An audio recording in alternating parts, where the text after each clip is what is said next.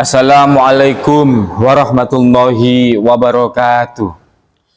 Bismillah, alhamdulillahilladzi faddala bani Adam bil ilmi wal amal.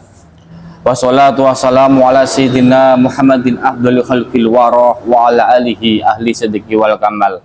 Amma ba'du. Para hadirin, para pendengar radio Ronggo Hati yang dimuliakan oleh Allah. Pada kesempatan ini yang penuh barokah ini, saya ingin sampaikan perihal tentang bagaimana menjadi orang yang beruntung di tahun 2025. Menjadi hamba al-muflihun, hamba yang beruntung. Para pendengar,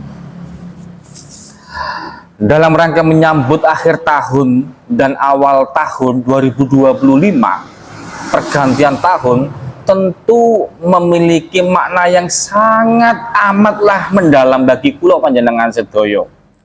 Di mana satu sisi awal tahun baru adalah sebagai tempat harapan, keinginan yang harus dicapai, kesuksesan yang harus digapai di masa depan.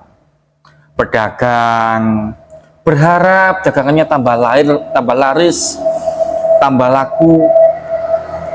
Pembisnis berharap progresnya semakin tercapai. Karir berharap bagaimana karirnya tambah naik, jabatannya dan lain sebagainya. Pada sisi lain, kegagalan atau kekhilafan yang pernah terjadi di tahun kemarin jangan sampai terjadi kembali di tahun 2025. Memasuki tahun 2025, tepat pukul 00, biasanya aneka macam euforia, perayaan, macam-macam. Ada yang membunyikan motor dengan blayer-blayer,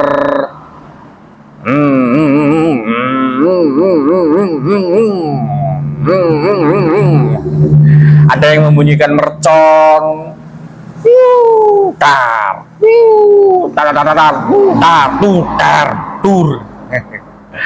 ada juga yang membunyikan trompet,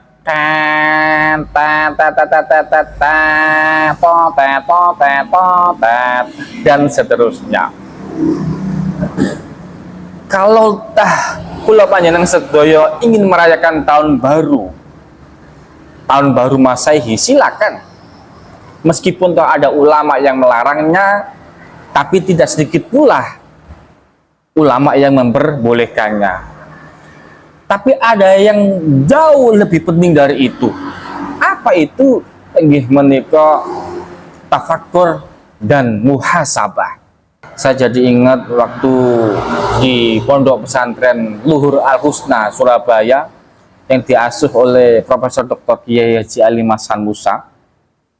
Jadi ketika menyambut 1 Januari, menyambut tahun baru Masehi, di tengah malam para santri itu dibangunkan oleh kiai saya. Bangun. Tengah malam, jam 11 malam. Untuk apa? Untuk dibagi Quran satu-satu oleh santri tersebut, oleh kiai, dibagi Quran satu-satu. Khataman bersama-sama santri menyambut pukul 00, menyambut 1 Januari. Nah, ketika sudah pas pukul 00, disitulah di Surabaya itu aneka macam euforia, perayaan tahun baru, kembang api langsung macam-macam bagus itu. Tator. Kami para santri berusaha untuk khataman, tapi di sisi lain sedang merconan. Lah, para pendengar, dalam rangka menyambut tahun baru, mestinya kula panjenengan sedoyo perlu dan menjadi penting untuk munajat, yaitu berserah diri, mencurahkan segala sesuatu yang kita inginkan pada Allah Subhanahu wa Ta'ala di tengah malam. Karena tahun 2025 kula panjenengan sedaya belum tentu nasibnya itu lebih baik daripada tahun 2024. Maka disinilah kita menjadi penting untuk bermunajat, mendekatkan diri pada Allah. Ada yang istighosahan, kemudian ditutup dengan khatamah. Dengan harapan apa? Dengan harapan supaya di tahun 2025 nasib kita itu jauh lebih baik daripada tahun sebelumnya. Agar supaya apa? Agar supaya kita menjadi hamba yang sangat beruntung di tahun 2025. Menjadi hamba yang al-muflihun. Dan apa-apa yang pernah kita lakukan di tahun 2024 itu juga perlu kita renungkan. Kita hayati kesalahan agar supaya tidak terulang kembali. Itu perlu kita perhatikan. Makanya Allah itu pernah ngendika memberikan suatu peringatan dalam suatu ayat. Ayat ini sangat amatlah unik di antara ayat yang lain. Kenapa unik? Karena peringatan ini disampaikan oleh Allah di antara dua kali penyebutan perintah takwa. Nah, saya ulangi, ayat ini sangat amatlah unik. Kenapa? Karena disampaikan oleh Allah di antara dua kali penyebutan perintah takwa. Wonten ing surat Al-Hasr ayat 18 kalau mboten lintu. Ya ayyuhalladzina amanu taqullaha wal tanzur nafsum ma qaddamat lighadin wattaqullaha innallaha khabirum bima ta'malun.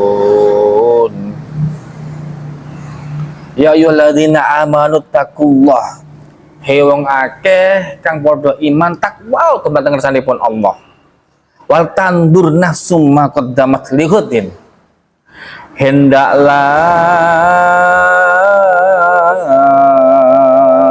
setiap kula lan panjenengan sedaya, setiap insan, setiap menungso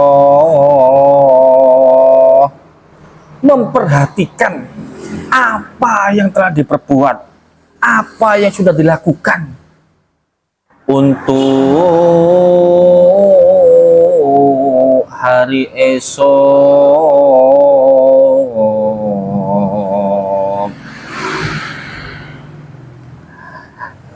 Para pendengar Radio Ronggo Hati yang dimuliakan oleh Allah.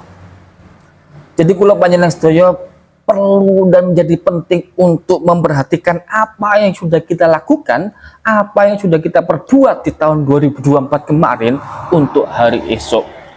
Apakah kemarin kita sudah berbuat yang mana perbuatan itu untuk kepentingan persiapan hari esok atau justru tidak? Maka menjadi penting untuk kita renungkan.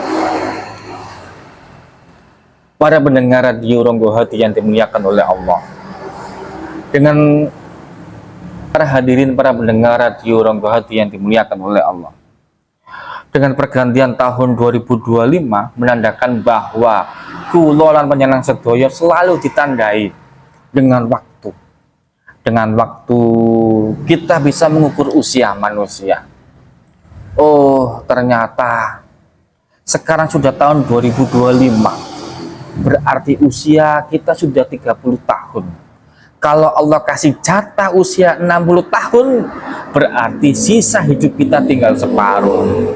Al-Hasan radhiyallahu an pernah ngendika bahwa hari demi hari akan datang dan pergi. Tahun demi tahun akan datang dan pergi. Ambillah pelajaran yang baik agar kita tidak merugi. Maka jangan pernah rugi dikarenakan waktu. Karena waktu juga seperti uang. Time is money. Kemarin tahun 2024 datang dan sebentar lagi akan pergi. Dan datanglah tahun 2025. Tahun 2025 datang nanti pasti akan pergi lagi dan datanglah tahun 2026. Maka pada pemirsa, tidak cuma uang yang membuat kita semua menjadi rugi, tapi apa? Tapi waktu.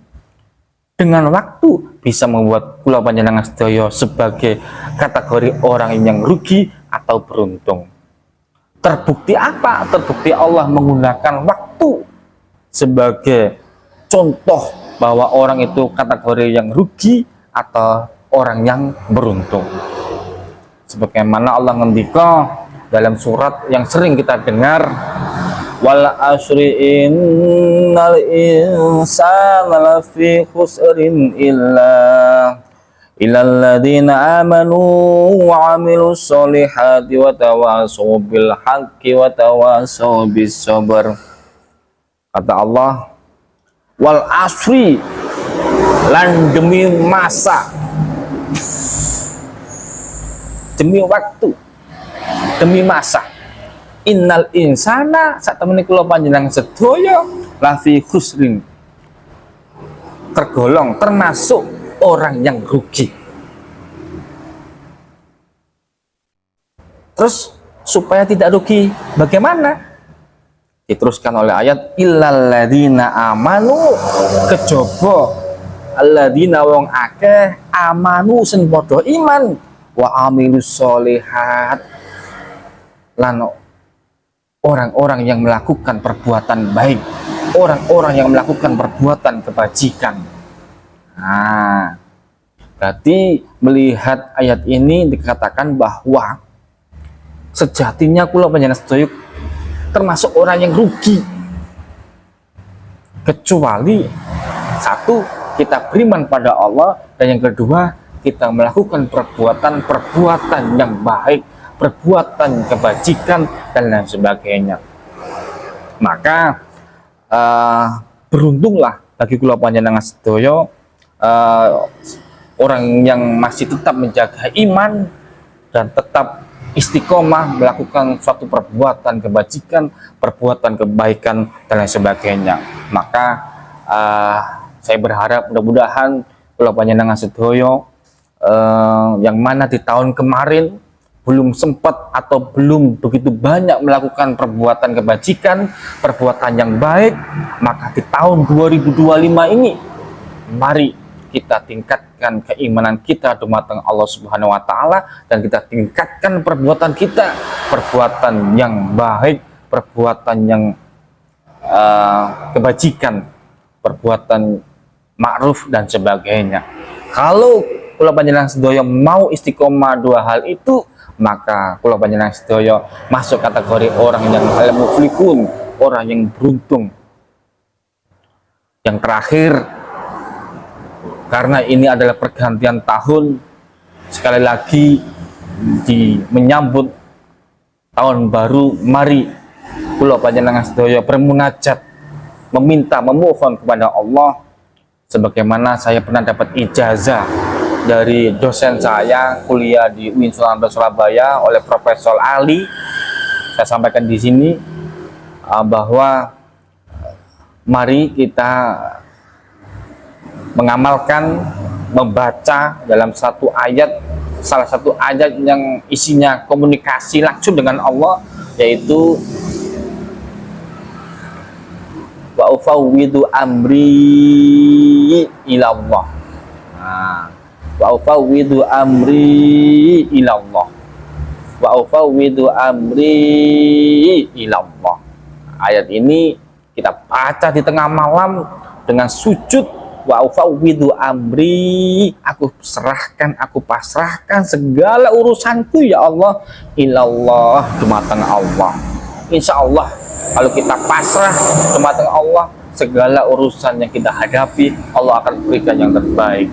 Amin amin ya robbal alamin. Mungkin cekap semanten, mudah-mudahan ada manfaatnya. Hadanallah wa iyyakum ajmain. Allahumma fiq ila mudarik. Wassalamualaikum warahmatullahi wabarakatuh.